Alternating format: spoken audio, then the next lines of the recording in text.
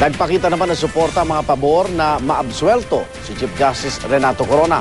Pero hindi rin nagpadaig ang mga kontra sa punong maestrado. Saksi si Julio Segovia. Suot ang pulang damit at bit-bit ang pulang flaglets, stickers at tarpaulins. Sumunod ang mga judiciary bikers, pribadong sasakyan at ilang bus ng Korte Suprema sa convoy ni Chief Justice Renato Corona pa Senado. Pero hinarang na sila sa Manila Film Center, kaya doon na lang nagprograma. Ang ilang empleyado ng Korte Suprema na may ticket sa impeachment trial, hinarang muna pero pinapasok din. Agrabyado kami, we're not entitled to our passes. So please do not discriminate on SC employees just because they are SC employees.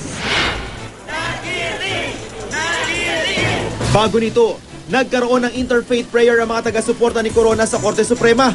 Kabilang pa sa mga nanguna sa panalangin ay mismong anak niyang si Carla Castillo. Sunod naman yung pagpupulong niya sa mga defense lawyers, no? At ngayon, meron niyang pray over sa kanya. So, medyo yun na lang siguro ang bubunuin niya. Ang mga kontra-corona naman, nagdaos ng Mass for Truth and Justice sa Baclaran Church. Pwede rin nating tingnan yung statement ng Supreme Court Justice, Chief Justice, I am not afraid. In another way,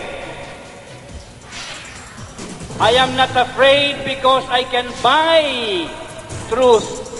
A lie is a lie. Even if AMLAC covers it,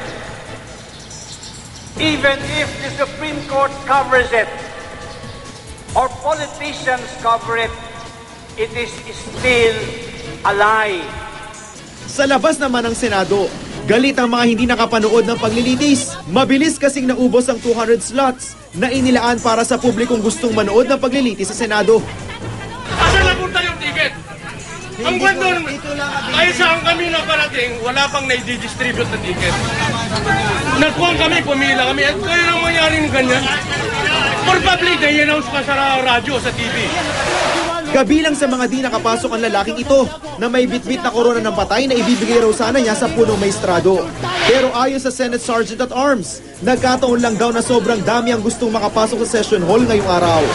We have enough tickets, masyado lang silang marami. No?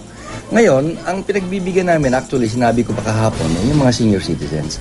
Marami ng senior citizens na nauna. Ako si Julio Segovia, ang inyong saksi.